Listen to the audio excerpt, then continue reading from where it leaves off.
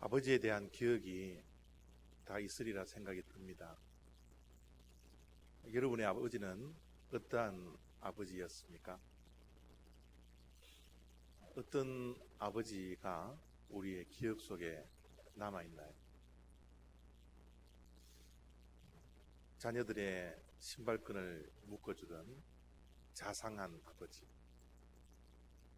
사랑이 많으신 아버지, 기억하고 추억하시는 분들도 있을 거고요.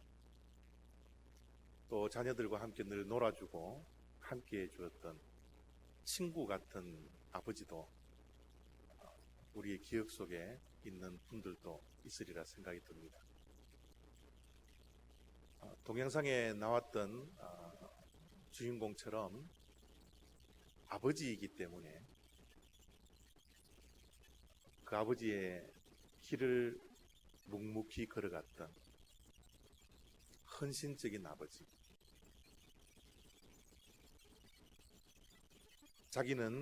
자신은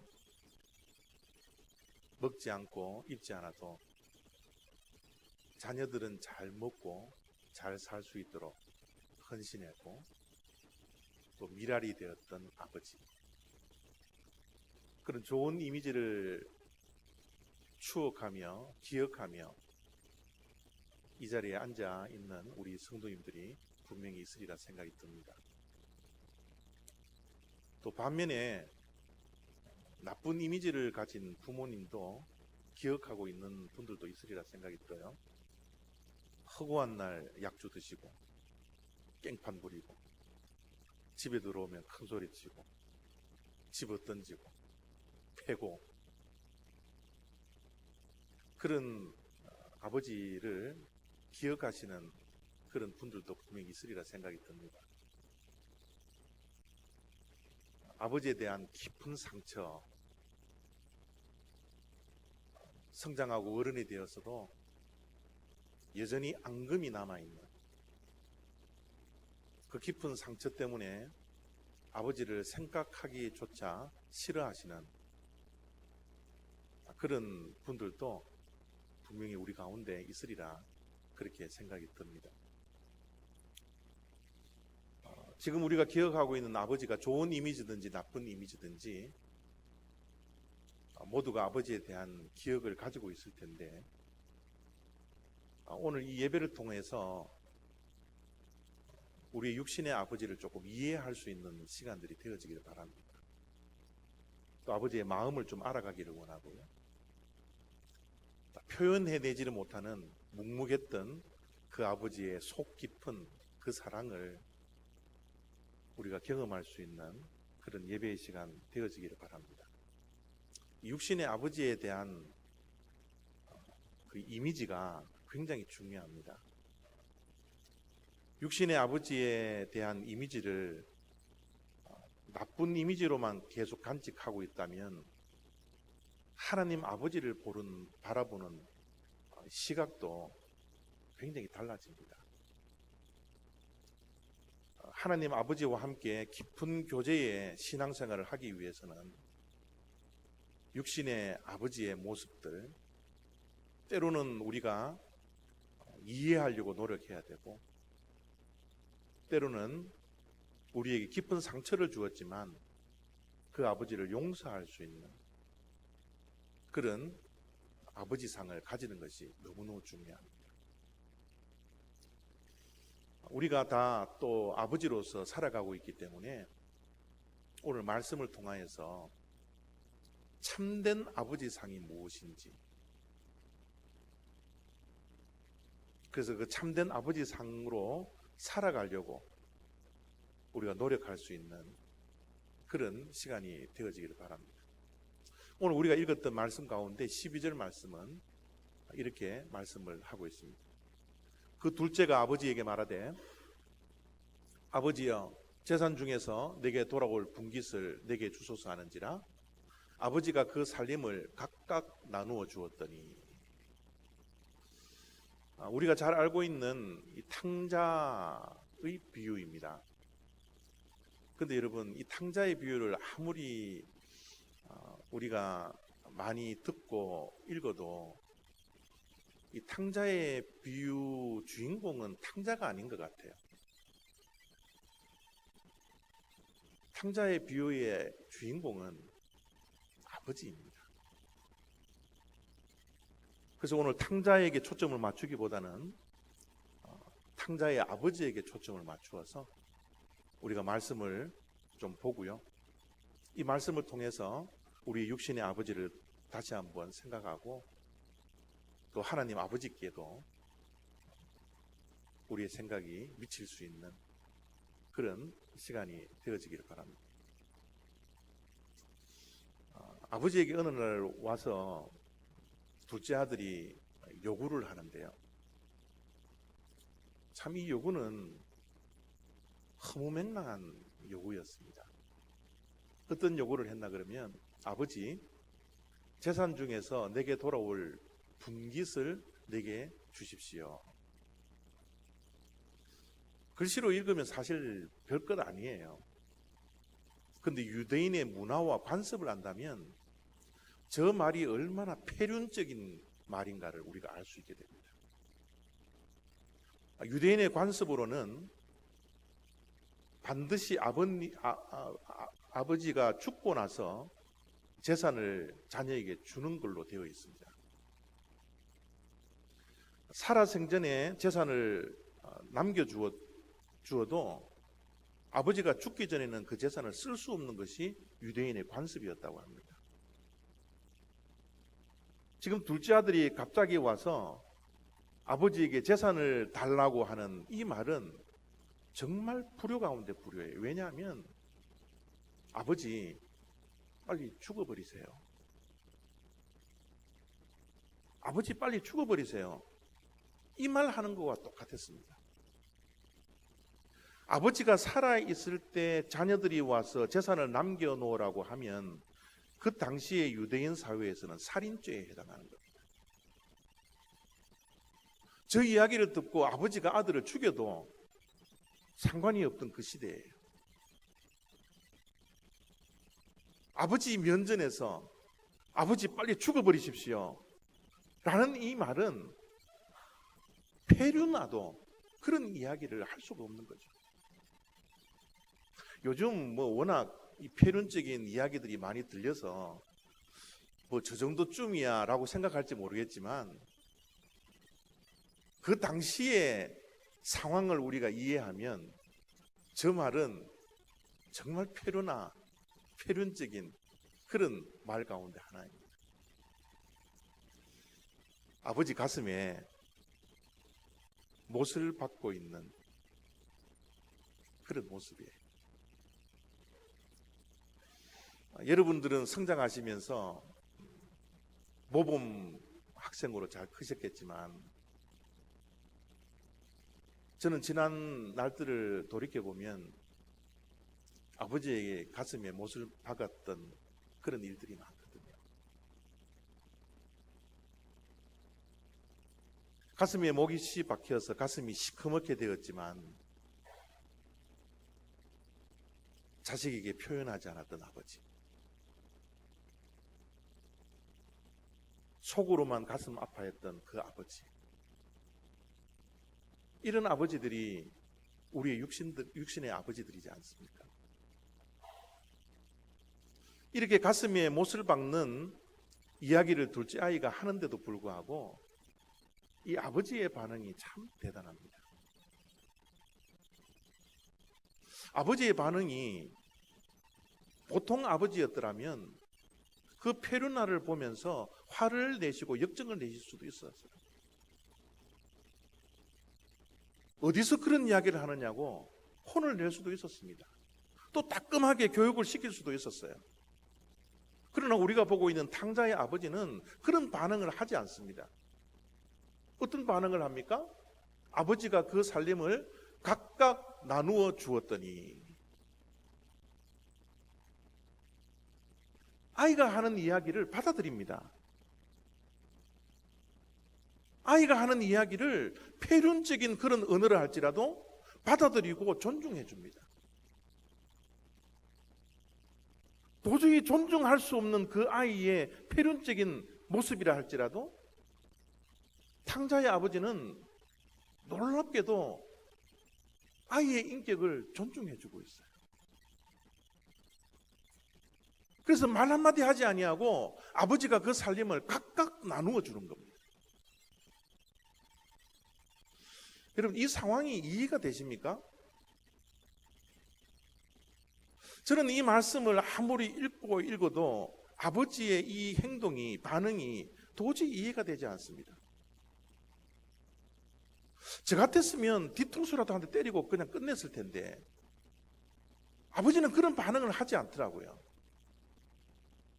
오히려 말 한마디 하지 아니하고 자녀를 존중하고 그의 요구대로 다 들어주는 아버지. 이 아버지를 우리가 어떻게 이해해야 할까요? 무엇 때문에 아버지는 이런 페르나를 받아들이고 그의 요구를 들어주셨을까요? 사랑 때문입니다. 자식에 대한 사랑. 자식을 이길 부모는 없다고 그럽니다. 부모가 능력이 없어서요? 힘이 없어서요? 지혜가 부족해서요? 아닙니다. 단 한 가지, 자식을 사랑하기 때문에. 져주는 거죠.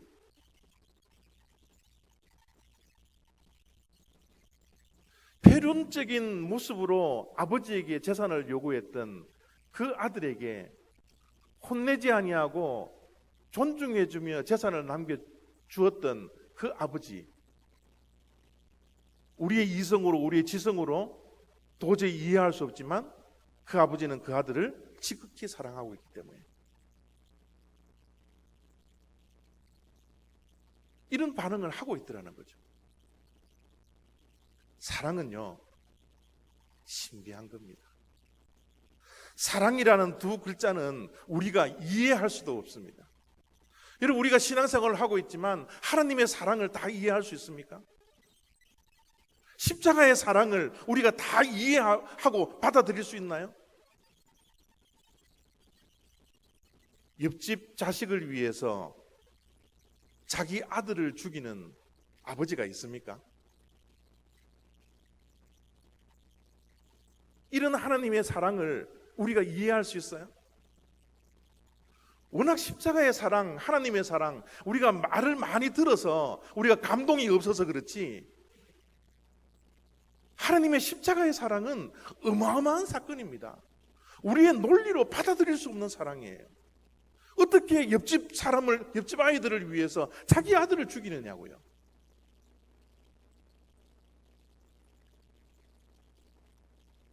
이런 논리로 이해할 수 없는 사랑을 저와 여러분들이 받았기 때문에 이 자리에 우리가 있는 겁니다. 셰익스피어는요, 이런 이야기를 남겼습니다. 사랑은 그저 미친 것이에요.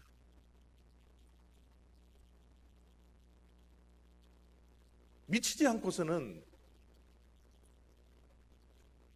어떻게 하나님이 인간이 되셔서 십자가에 못 박히시면서 우리의 죄를 용서해 주시고 우리를 사랑해 주십니다. 사랑은, 이 두 글자는 아무리 뜯어봐도 이해가 되지 않아요. 폐륜적인 아이를 존중해 주는 그 아버지의, 탕자의 아버지의 그 마음, 우리가 아무리 이해를 하려고 해도 이해할 수 없는, 그것이 사랑 때문이라는 거죠. 우리의 육신의 아버지가 그랬지 않습니까? 우리의 육신의 아버지가 말이 되지 않는 그 사랑으로 우리를 키워왔지 않습니까? 자기의 생명이 단축되는데도 불구하고 아이를 위해서 도시락을 쌌던, 잠을 자지 않고 헌신하며 도시락을 쌌던 그 아버지의 그 사랑, 그 사랑이 있었기 때문에 자식들이 이 땅에 존재하고 있지 않습니까? 20절을 보니까 또 아버지의 모습이 이렇게 보여지는데요. 이에 일어나서 아버지께로 돌아가니라. 아직도 거리가 먼데 아버지가 그를 보고 측은하게 여겨 달려가 목을 안고 입을 맞추니. 자식은 재산을 아버지께로부터 받고 아주 먼 곳으로 도망을 쳤습니다. 아버지가 잡으러 와도 찾을 수 없는 아주 먼 곳으로 갔어요. 거기서 뭐 했습니까? 허랑방탕한 생활을 합니다. 아버지가 얼마를 남겨주었는지는 모르겠지만 그 모든 재산을 다 탕진해버립니다.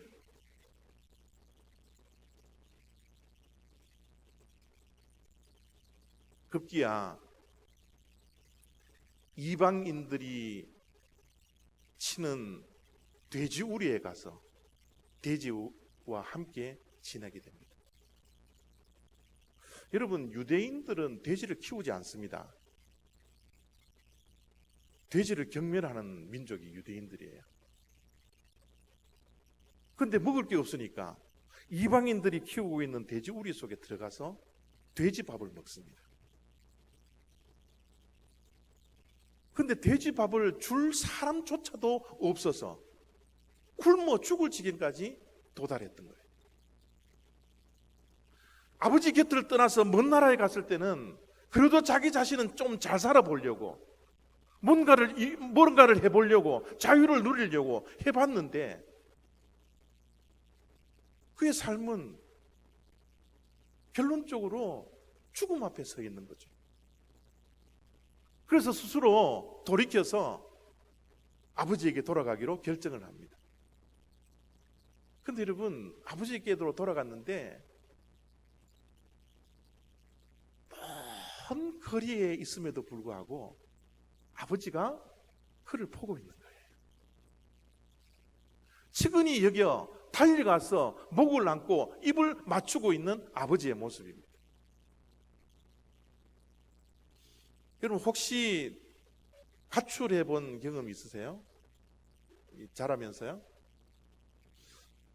여러분들은 모범생이니까 가출 경험이 없겠지만 저는 가출을 한번 헤아려 보니까 한 10번은 한 것 같아요.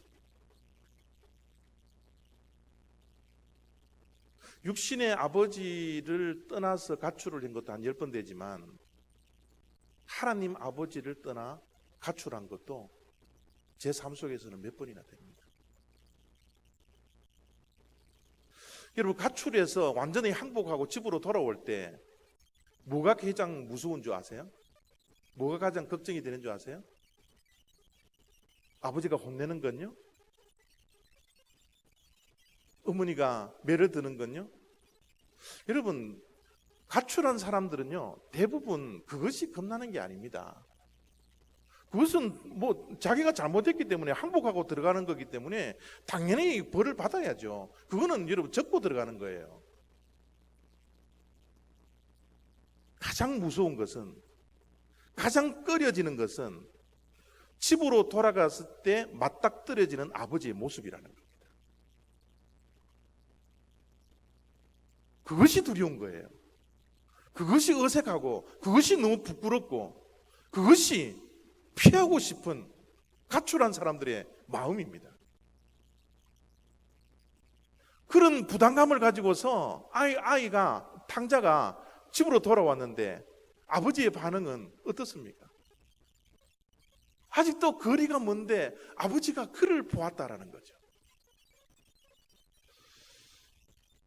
거리가 얼마나 멀었는지는 모르겠지만 거리가 먼 상황 속에서도 아버지가 그를 보았다면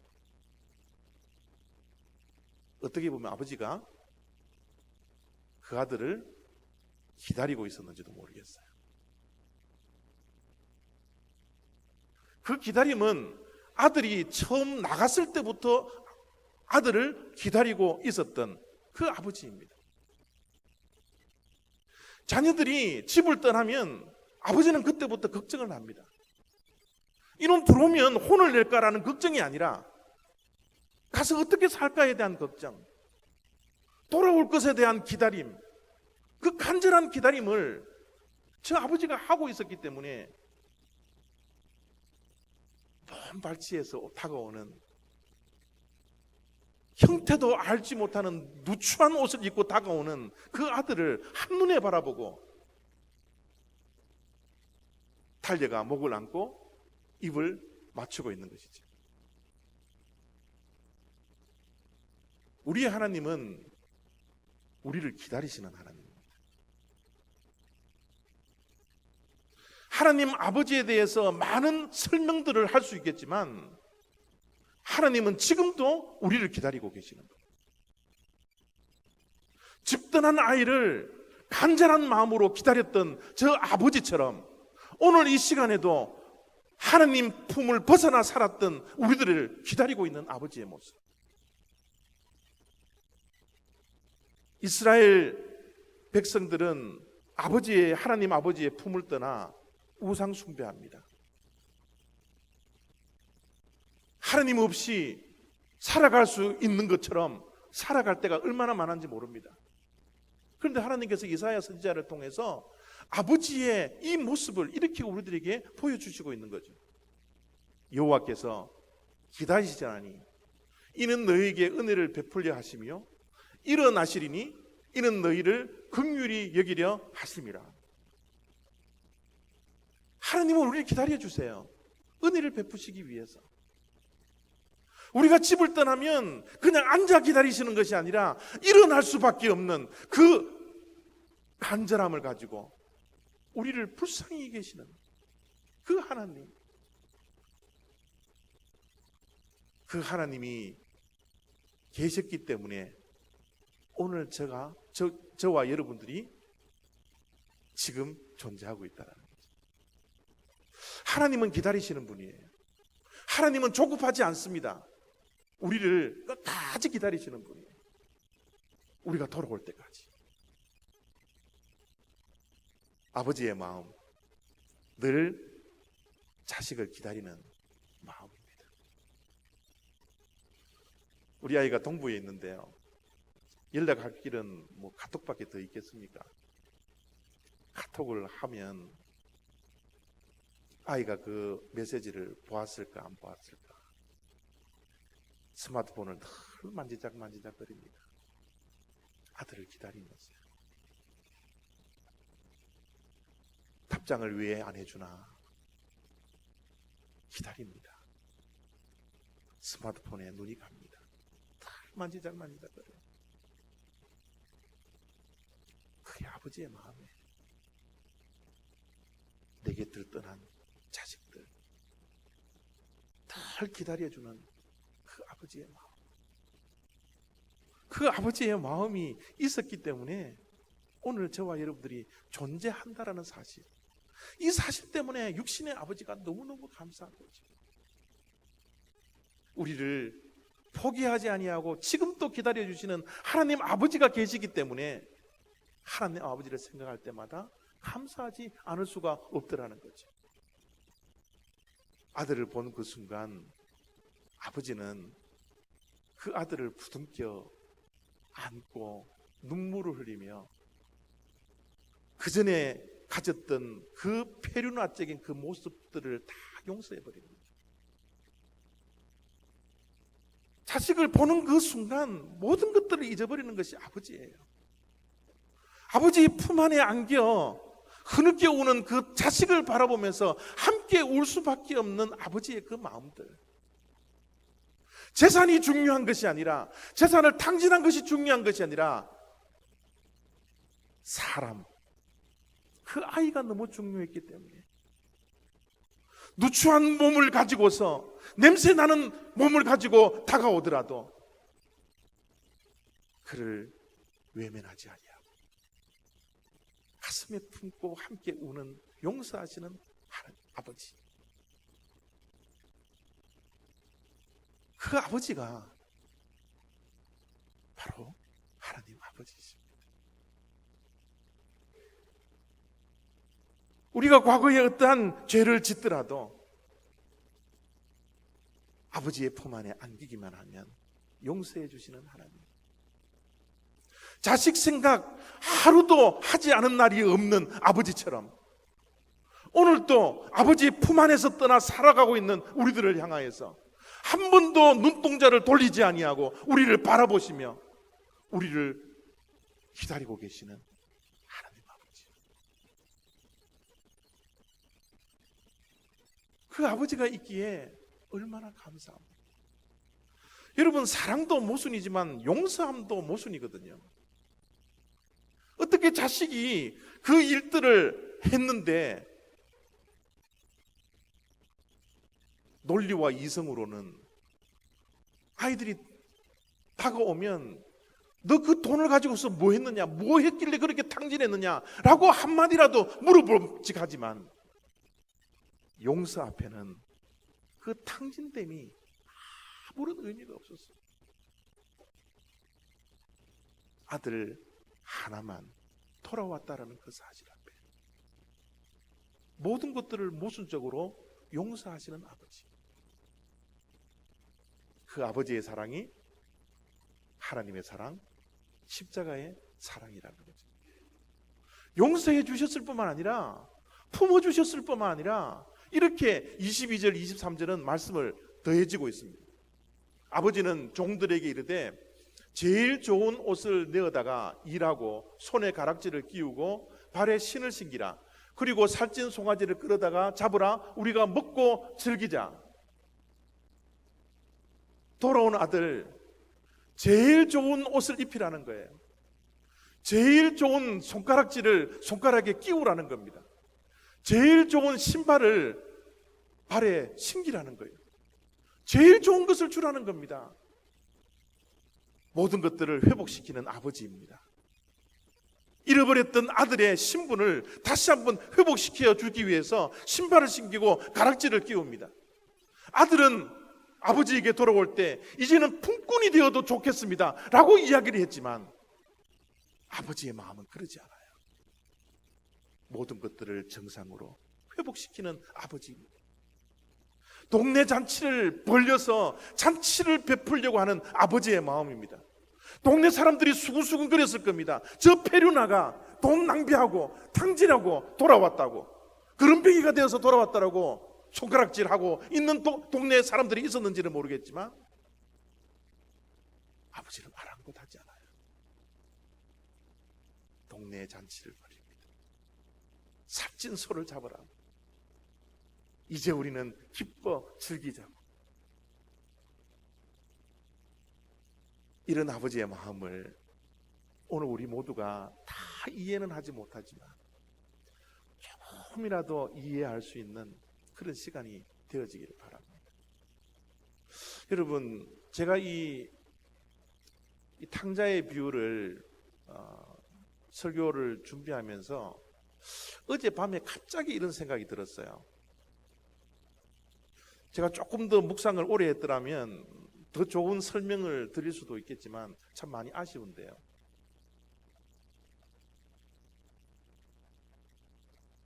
탕자가 아버지의 재산을 가지고 먼 나라에 갔는데 그 먼 나라에 가서 돈을 벌었으면 어떻게 되었을까?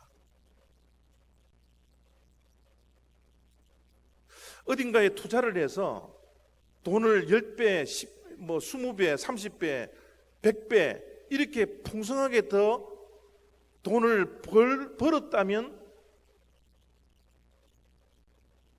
탕자의 비유의 스토리는 전개가 바뀌어졌을까? 이런 생각이 갑자기 들었어요.